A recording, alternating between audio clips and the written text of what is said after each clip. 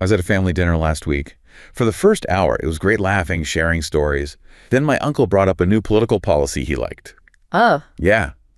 Immediately, my cousin, who's on the complete other end of the political spectrum, just jumped in. But it wasn't a discussion. It was, well, it was an attack. Right. She didn't just disagree with his ideas. She called him ignorant and part of the problem. And he fired right back, calling her brainwashed and naive. That sounds familiar, unfortunately. It was awful. Suddenly, these two people who have known and loved each other their whole lives were complete strangers. They weren't talking to each other. They were just shouting labels. Yeah. And the rest of us, we just stared at our plates. The only sound in the room was the scraping of forks. It was this bizarre, silent agreement to pretend the two most important people at the table hadn't just, vanished, replaced entirely by their side. Wow. It felt like the family had just been completely mutilated by these abstract ideas. That story is incredibly painful. And yet, like you said, it happens every day. It happens at family tables. It happens in workplaces. It happens in national legislative chambers. Definitely. It illustrates exactly what happens when abstract concepts, whether they are political ideologies or economic classifications or claims of national belonging, become more real, more salient, and ultimately more important than the actual human being sitting across from you. Okay, let's unpack this then. Our mission today is to figure out the core mechanisms behind this mutilation of society. We're diving deep into the research here, pulling together psychological studies, economic analyses of stratification, political science perspective, to understand how three specific abstract forces, we're talking class, creed, or ideology, and ethnicity, don't just cause a bit of random friction. Instead, they actually seem to structure systems to exclude people, to diminish human dignity, and to trigger that deep instinct of us versus them hostility we feel. Right. And we really need to see these divisions not just as unfortunate accidents of history, but as almost built-in mechanisms of modern social life. Built-in? Yeah. We'll look at why things like compromise and universal human dignity are so often sacrificed on the altar of material values or rigid political alignment or these really exclusionary definitions of who truly belongs. We're basically tracing the walls of division across these three crucial societal layers: economic status, political identity, and cultural birthright. Okay, let's start with maybe the quietest one, class. We often think of class conflict purely as, a fight over money or resources. Sure. But the socioeconomic data we looked at suggests it's far more fundamental. It seems to actually warp our human perception. It dictates who is seen as fully human and who becomes, functionally invisible. Right. The problem isn't just inequality, though. That's obviously huge. It's the institutionalization of that invisibility. It's built into the system. Exactly. I was reading this analysis, and it included an anecdote from a young tech professional in London. Priya, I think her name was. She'd done really well for herself, daughter of immigrants, finally made it economically, lived in this incredibly sleek, new luxury apartment building. Right. The picture of success. Totally. Yeah. But she noticed something, chilling about the daily reality there. The service staff, the cleaners, the maintenance workers, a lot of the middle-aged women from Eastern Europe or Africa, they had to use a separate service entrance. The residents even called it the back.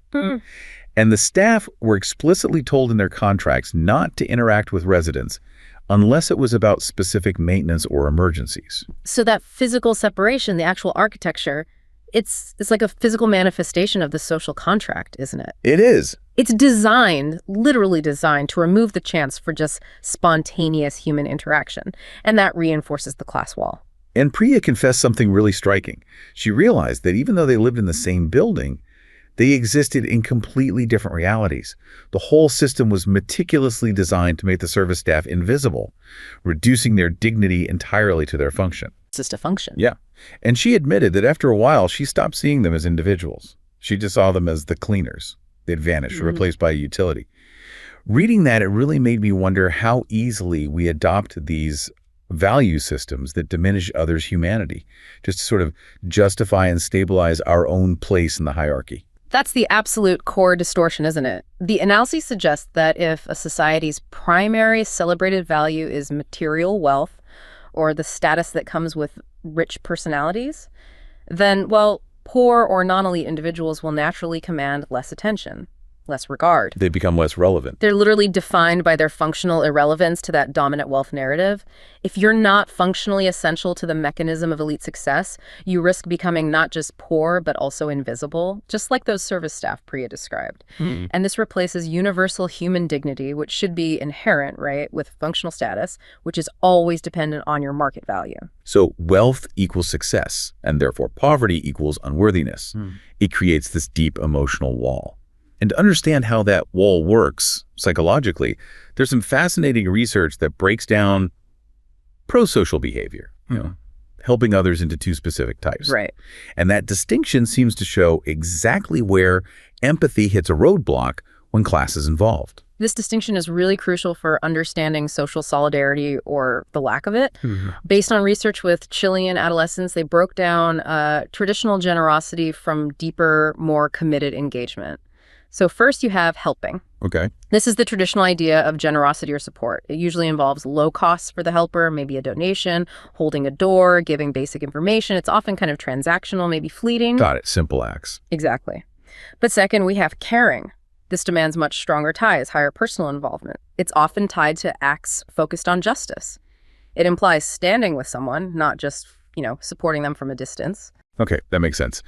So I wonder then, maybe the problem isn't that we lack empathy entirely across class lines, but maybe our empathy gets blocked.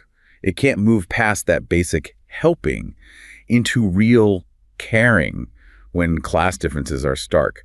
What did the study find about how social class actually affected these two behaviors? Well, the findings show exactly where empathy seems to hit that class wall. Let's look at helping first. For the high-class participants in the study, empathy did positively predict their support for helping behavior. And this was regardless of the recipient's social class. So if they felt empathy, they were willing to help out, whether the person was rich or poor? Basically, yes. If they felt a pang of empathy, they were willing to donate or assist in those low-cost ways. Okay, that sounds moderately good, I guess. If you're wealthy, your basic generosity isn't necessarily shut down by class lines. But what about the low-class participants? This is where it gets really counterintuitive. For the low-class participants, empathy had virtually no effect on supporting helping behavior. No effect. Their level of empathy didn't significantly correlate with whether they supported those traditional low-cost helping acts towards others, regardless of the other person's class. Huh. Why do you think that is? Well, the research suggests that perhaps when you're struggling with material hardship yourself, the impulse of empathy gets filtered differently. Maybe it's reserved for more structural change efforts, or perhaps it's just sidelined by the immediate needs of survival. We can't be entirely sure from this data alone, but the connection wasn't there. Okay, so empathy alone isn't a reliable predictor of even basic helping behavior coming from the economically marginalized group in this specific study. But the real kicker, the true evidence of the class barrier, came with the second type, the caring gap. That is the absolutely essential insight. This is basically the definition of the wall of empathy. Empathy only positively predicted caring, that deeper, more involved, justice-oriented support, when the recipient belonged to the participant's same social class. Wow. For both groups? For both groups. This deep in-group bias held true for both the high-class and the low-class participants. Okay, let's make that concrete for someone listening. So if I'm a high-class professional, I might happily donate, say, $100 to a charity helping a low-class family that's helping. Right. But this research implies I'm actually highly unlikely to spend my weekends actively lobbying my local government for structural labor reform or join a long-term grassroots political movement to raise the minimum wage. Those acts require deep personal involvement, a justice orientation. Exactly. And I'm less likely to do that unless the struggle directly affects my own social in-group. Precisely. The barrier isn't necessarily economic feasibility in that case, it's emotional commitment. It's the caring part. The takeaway is profoundly sobering. Empathy alone is not enough to promote deep, cooperative, justice-oriented relations. That is true caring across class lines. Social class categorization immediately steps in. It acts as a powerful barrier the moment that deeper, more costly involvement is demanded. The abstract idea of class prevents us from seeing the other person's struggle as inherently tied to our own structural position or shared humanity. Okay, so the invisibility Priya felt because of wealth disparity shows those silent, structural walls of class.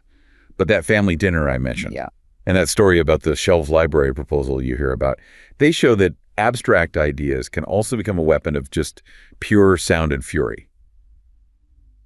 Let's move to the noise of ideology, what we're calling the mutilation by creed. Right. This is where abstract political labels seem to turn neighbors, even family members, into tribal enemies. Yeah, we shift here from that economic stratification that creates kind of functional invisibility to ideological rigidity that creates functional incompatibility.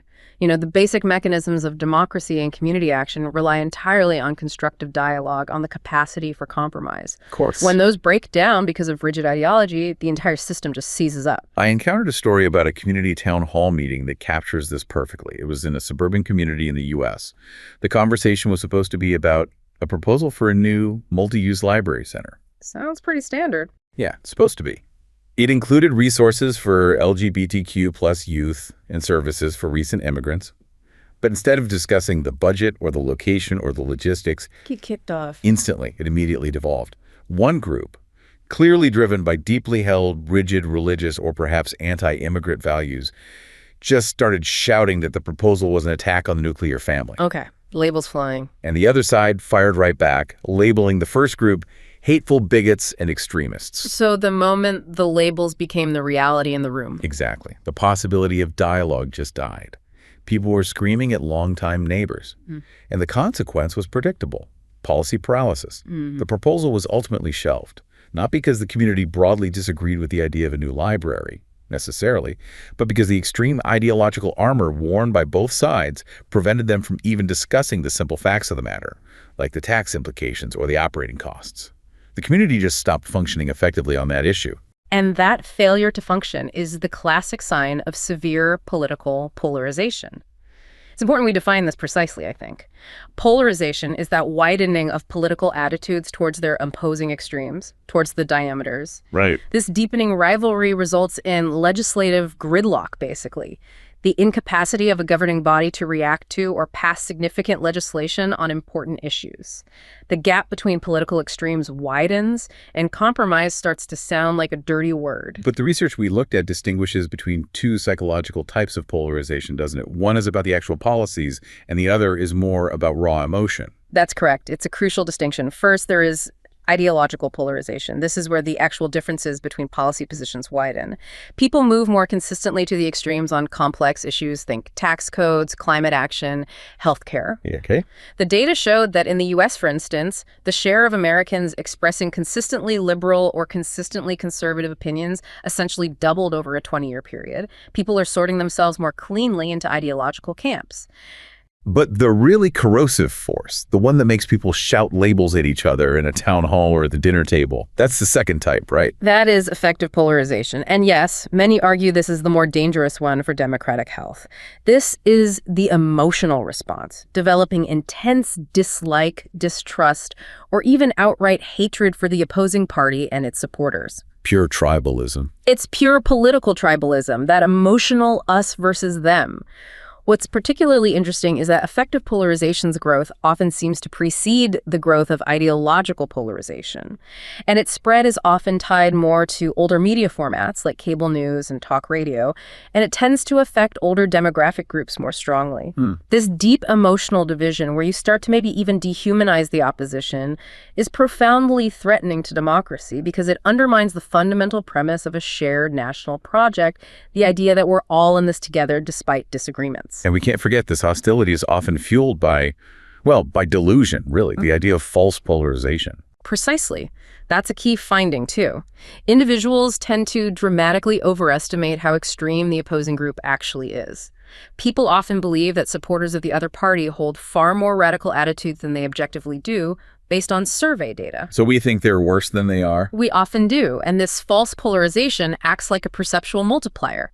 It constantly widens the perceived split and makes our own hostility feel more justified. Okay, so when you combine the actual ideological extremity with the emotional hatred from affective polarization, and then add this delusion that the other side is cartoonishly evil, how does that translate into actual policy gridlock? What are the specific mechanisms that block progress? Well, we can turn again to social identity theory, SIT. This theory explains how political groups, parties, ideological movements become highly salient in groups for people. Okay. Once a politician or even a regular citizen identifies strongly with their party as their primary group, the goal can subtly shift from finding good governance solutions to maintaining group purity and distinction. Protecting the tribe. Exactly. They might adopt more extreme positions specifically to avoid any perceived association with the outgroup.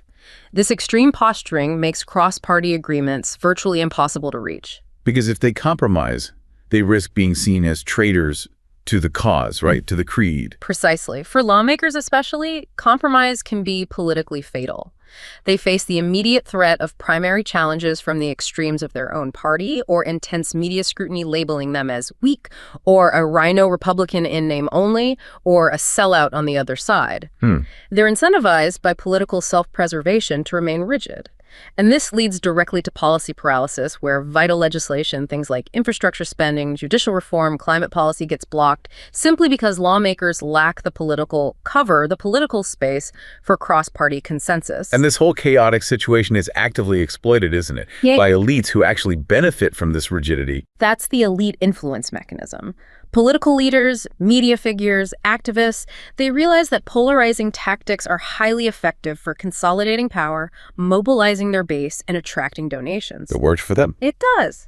By constantly painting the other side as an existential threat, they ensure tribal loyalty. These polarized elites find compromise virtually impossible, perhaps even undesirable, resulting in blocked governance. They might prioritize their own self-interest and re-election over solving pressing national problems, driving the political center further into irrelevance. No, all of this gets amplified and accelerated by the information landscape we live in. Absolutely. The media ecosystem is the accelerant. Partisan media outlets and social media algorithms are often designed, intentionally or not, to create self-reinforcing echo chambers or filter bubbles. Right. They feed you information that confirms your existing biases. This quickens the diffusion of falsehoods, propaganda, and inflammatory content. A really terrifying global example is found in India, where the platform WhatsApp has reportedly been weaponized to spread highly tailored fake news and incendiary messages, sometimes sparking real-world violence and deepening cleavages between different religious communities. Wow. Likewise, studies looking back at Spain showed that the liberalization of television media in the early 1990s actually contributed to intense political media polarization, essentially optimizing the environment for ideological division to flourish. So what are the ultimate real-world consequences then? When the system gets paralyzed like this, what happens? Well, the primary consequence seems to be that policy outcomes shift closer to appealing to the special interests or the ideological purity concerns of the two extremes, rather than serving the needs or preferences of the vast median voter who might just want practical solutions. Yep. We see the erosion of democratic checks and balances. We see the paralysis of policy implementation across the board globally. So in the U.S. context, you see Congresses passing historically low numbers of significant bills. Critical issues like infrastructure updates, climate change mitigation, national debt, they just sit on the shelf because the two sides can't agree on the basic principles of spending or regulation. Exactly. And this dynamic is replicated intensely elsewhere. In India, under the BJP, the polarization around national identity, the secular versus Hindu nationalist narrative, has intensified dramatically. Right. Major policy focus gets consumed by these ideologically charged issues, like redefining citizenship laws based on religion, while core development challenges like improving educational infrastructure, creating jobs, or strengthening healthcare reforms often seem to take a back seat, arguably stagnating progress for the majority. And similar dynamics in other places. Absolutely. In Indonesia, for example, there's a deep cleavage between proponents of a more conservative Islamic identity and those favoring a more pluralist identity. Political parties often define themselves first and foremost by their orientation to this divide. Governance then becomes a constant struggle over ideological purity and symbolism rather than efficient administration, which can harm institutions and delay necessary social and economic development for everyone. So whether it's budget discussions in a suburban town hall in America or national policy debates on the other side of the world, it seems ideological rigidity acts like concrete poured into the gears of governance. That's a good way to put it. The abstract creed triumphs over the concrete need. Okay, our final abstract force feels perhaps the most foundational, the most deeply rooted, the idea of birthright. Who truly belongs to the nation. Right. This is where abstract concepts like shared history, language, and ancestry become tools, often structural tools, of exclusion. Yeah. This really takes us to the heart of how identity is manufactured, often by the state itself, and how that very manufacturing process inherently creates an other, an outgroup. I was looking at some source material covering intergroup conflict in multi-ethnic states, and it focused specifically on a region in Southeast Asia. In this place, a dominant ethnic majority lives alongside a significant minority group. Okay, a common scenario, global. Very common. And the mechanism of exclusion described was subtle but pervasive, almost overwhelming. State-run media, school textbooks, national holidays, they all heavily emphasize the history, the language, the cultural achievements of the majority group, what the analysis called cultural exceptionalism. So it's a state-sponsored definition of superiority, essentially, an immediate in-group, out-group dynamic that's reinforced right from childhood through the education system. Exactly. I saw the experience of a young man from the minority group detailed. In school, he learned all about the majority's heroes, their glorious history. But his own people's history, it was either completely ignored or, worse, portrayed as problematic, maybe a source of internal dissent or backwardness. Erasure or pathologizing. Right. And he faced this constant grinding pressure to conform, to assimilate. When he applied for a government job, he was implicitly, advised that he'd have a better chance if he changed his ethnic-sounding name to something more common to the dominant culture. Wow. That's not overt persecution, maybe, but it's intense assimilation pressure. It borders on cultural erasure. It felt like it. Oh. And the point made was that this structural bias doesn't just lead to conflict. It is the conflict. It fosters deep resentment because the state itself is actively hindering the development of a truly inclusive national identity. That experience perfectly illustrates what historians and political scientists sometimes refer to as the shadowy side of modernity. Shadowy side. Yeah, think about it. Pre-modern empires, like the Ottoman Empire or the Habsburgs, they were often hierarchical, certainly oppressive in many ways, but they generally operated under non-ethnic political orders. Your identity might be more tied to religion or locality. You could be ruled by the emperor regardless of your language or ethnicity, as long as you paid your taxes and didn't cause trouble. Right, they weren't usually based on one people, one state. Not in the same way. The birth of the modern nation-state fundamentally changed that game.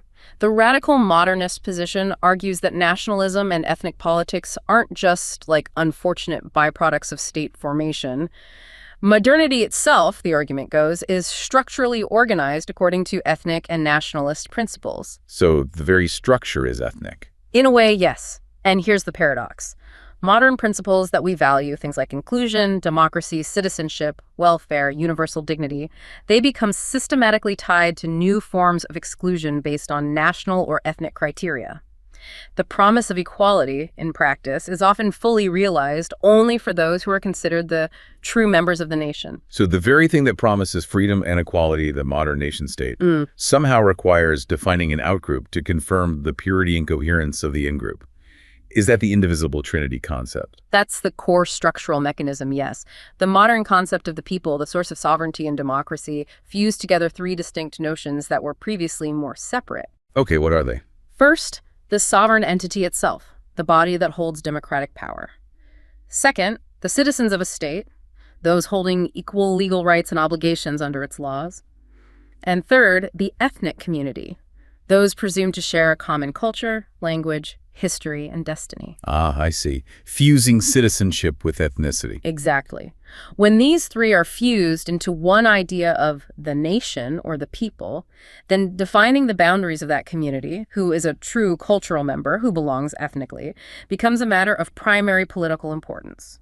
This replaces the more universalistic, or at least non-ethnic political orders that often existed before. And once that fusion happens, the state has to enforce those boundaries somehow to maintain its identity. What techniques does it use? Well, historically, nation building has relied on powerful techniques of homogenization and exclusion. These range from heavy pressures like forced assimilation.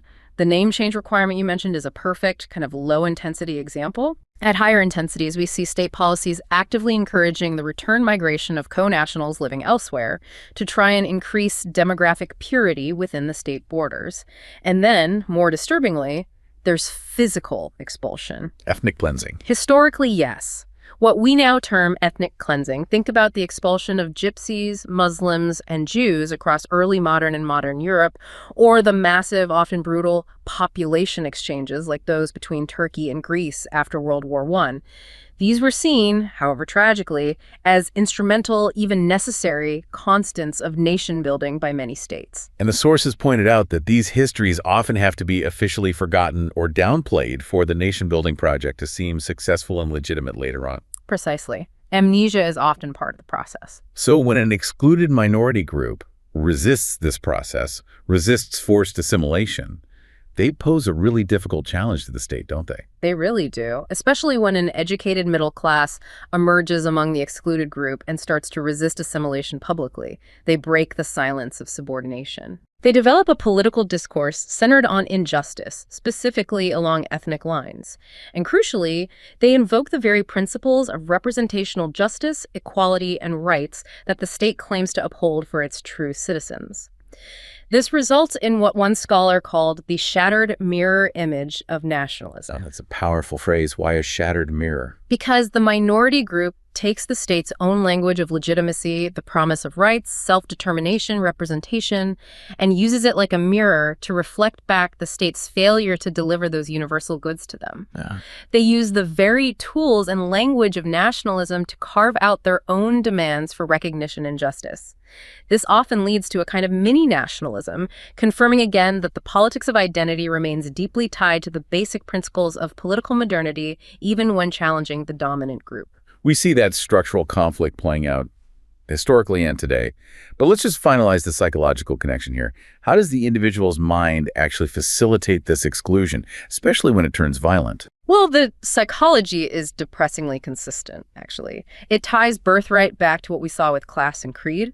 Social identity theory again confirms that strong group identification, in this case, ethno-national identification, leads almost inevitably to cognitive discrimination and stereotyping. So the stronger my national identity, the less favorable attitudes you're likely to hold toward dissimilar outgroups, generally speaking. and this hostility gets sort of cleaned up psychologically through projection. Absolutely. Wow. Group members often utilize projection as a defense mechanism. They attribute desired virtuous qualities, we are good, successful, peace-loving, to their own in-group. And conversely, they project all the unwanted negative qualities, they are evil, lazy, deceptive, onto the outgroup. Why? What did that achieve? Psychologically, this process is necessary to purify the in-group identity.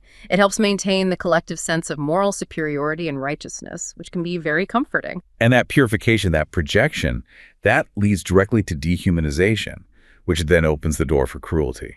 It absolutely does. The final, most extreme form of this psychological downgrading is dehumanization. This involves a sharp decline in empathy for outgroup members, and crucially, the deliberate removal of their human facets in our perception. Leaving them less than human. Exactly. This psychological mechanism is vital in intense conflict situations because violence and brutal tactics against fellow human beings are very difficult to rationalize otherwise. History gives us horrifying examples. The deliberate labeling by Japanese researchers during WWII of Chinese and other victims as logs of wood, maruta, before subjecting them to horrific medical experiments. Right. Or the historical tendency in Western countries during wartime to portray Asian opponents as faceless hordes, lacking individuality. This systematic destruction of our natural tendency to identify with other human beings provides the necessary emotional detachment required for cruelty and large-scale violence. So, whether the system is defined by the abstract idea of material class, or political creed, or ethnic birthright, the final psychological step seems to be the same.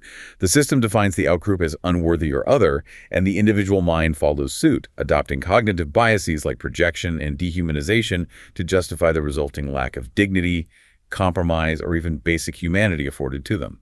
That's a very good summary. The abstract idea, be it the purity of the nation, the supremacy of the ideology, the inherent status of the wealthy, provides the moral and political framework for the exclusion. It makes discrimination appear not only justified, but often tragically necessary for the coherence or survival of the in-group. #CAGIT outro. Wow. Okay, so this deep dive has shown us these three great abstract forces that seem to be mutilating contemporary society: class, creed, and birthright. We've pulled together structural analysis and psychological research, and what's really striking, I think, is the remarkable consistency of the underlying mechanism. Yes, it's quite sobering, isn't it? Whether the dividing line is wealth, or political alignment, or ancestry, it seems to boil down to this powerful impulse toward in-group favoritism, out-group hostility, and the resulting walls of empathy we build. Yeah. The research on class proved that point so clearly.